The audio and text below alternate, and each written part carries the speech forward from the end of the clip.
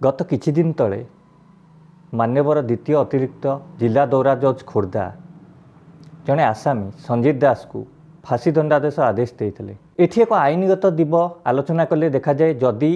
जड़े जिला जज जड़े आसामी को फांसी दंड देउचंती तेबे ताहाकू काहेकि संगे संगे कार्यकारी करा हुएनी यह पर प्रोसीडर कौन चलतु ए विषय में आलोचना करवा। Bachchan Singh versus state of Punjab रे सुप्रीम कोर्ट गोटे राय देते जे केवल रेयरेस्ट एंड रेयरेस्ट केस जो घटना गुड़िक निर्दय क्रूर बा रेप मैटर हो मर्डर मैटर हो ह्यूमन ट्रैफिकिंग मैटर हो यही सब मैटर रे केवल फांसी दंडादेश दि जाए एवं फांसी दंडादेश आदेश दिगला सेशन कोर्ट रु कन्फर्म करने हाईकोर्ट को पठा जाए प्रोसिक्यूशन तरफ हाईकोर्ट को कन्फर्म करने पठा जाए जितेबाला हाईकोर्ट यह विचार को नब कन्फर्म कर से ताड़ू विवेचना करे घटनाटी प्रकृति रेयरेस्ट टू रेयरेस्ट केस होती हाईकोर्ट रेकर्ड को संपूर्ण भाव अध्ययन कर दरकार पड़े भी इन्वेस्टिगेशन हाईकोर्ट आउ थे कहीपे ये साक्षी कराए ट्रायल करने आउ थे अनुमति दे पारे तापरे जदि हाईकोर्ट कन्फर्म कला तापरे फांसी दंड एग्जिक्यूशन हम से पर्यंत फांसी दंड एग्जिक्यूशन हेनी एथि प्रोसिक्यूशन तरफ तो हाईकोर्ट पर कन्फर्मेशन में पठाଯିव एठी जी आसामी बा जी अभियुक्त तार मध्य एक राइट अच्छी से हाईकोर्ट अपील कर जो तल कोर्ट जो न्यायालय जो फांसी दंड विरुद्ध विरुद्ध में हाईकोर्ट अपील कर प्रकृत में मत ठीक न्याय मिलूनी सी हाईकोर्ट अपील कर हाईकोर्ट ताकू विचार को नेबे अपील तार से दृढ़ अच्छी जे से प्रकृत में ठीक न्याय पाई कि ना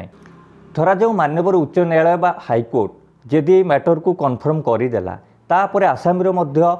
अधिकार अच्छी मान्यवर सुप्रीम कोर्ट बा जो उच्च न्यायालय सर्वोच्च अदालत जोटा सर्वोच्च अदालत रे जाइए सी एसएलपी बा अपील फाइल करि जदि मान्यवर सुप्रीम कोर्ट फांसी दंडादेश को बजाय रखिले तेबे अभियुक्त बा आसामीर आउ एक राइट अच्छी महामहिम राष्ट्रपति पाखे मर्सी पिटिशन फाइल करिवो। Article 75 of constitution of India रे प्रेसिडेंट ऑफ इंडिया को केतोटी पावर दिया जाइछि जे जड़े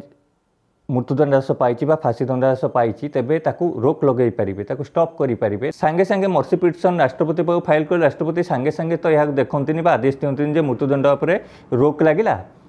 थरे जदि राष्ट्रपति पाखे यहाँ फाइल हो गला ताले ताकू फांसी सांगे सांगे दि जाए राष्ट्रपति को अनुमति पाई अपेक्षा करा जाए राष्ट्रपति जेबे यह अनुमति दियंती हुए तो आग्रह करंतु किंबा रोक लगातु तापर जाइए ताकू फांसी दंड दि जाए यहाँ गोटे इंपोर्टाट पॉइंट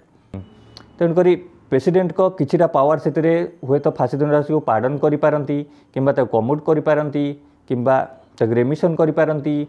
माने ताको संपूर्ण राजक्षमा दे पारंती संपूर्ण दोषमुक्ति दे करिपारंती पार्डन जोटा कम्यूटेशन माने जोटा फांसी दंडादेश अच्छी ताकू से कम करदेबे ताको लाइफ इम्प्रिजमेंट करिपारंती रेमिशन करिया माने ताको लाइफ इम्प्रिजमेंट ताको 10 ईयर का 5 ईयर सेंटेंस रे लाइफ इम्प्रिजमेंट को परिवर्तन करिपारंती माननीय प्रेसिडेंट पाख ये पावर अच्छी किंतु माननीय प्रेसिडेंट एटा निजे यूज करते गृह मंत्रालय अनुमति रे गृह मंत्रालय आदेश रे ये सबू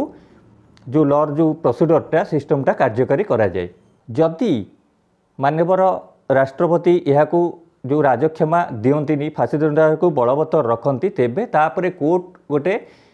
डेथ वारेंट करें डेथ वारेंट ऑर्डरटा करें से गोटे निर्दिष्ट दिन निर्दिष्ट समय गोटे धार्य कराई जे यही दिन यही जेल रे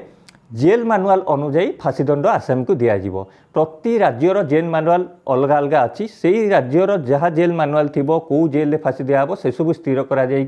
आसाम को डेथ वारेंट गोटे बाहर कराए डेथ वारेंट दि जापर फांसी दंड दि जाए। भारतर केतोटी इंपोर्टाट बहुत फांसी दंड होगा Dhananjay rape case Nirbhaya case रे लास्ट मार्च 2020 फांसी दंड तिहार जेल से निर्भया केस आसाम को फांसी दंड दिया life imprisonment is the rule and death penalty is the expression only gravest case रे केवल फांसी दंड दिहब।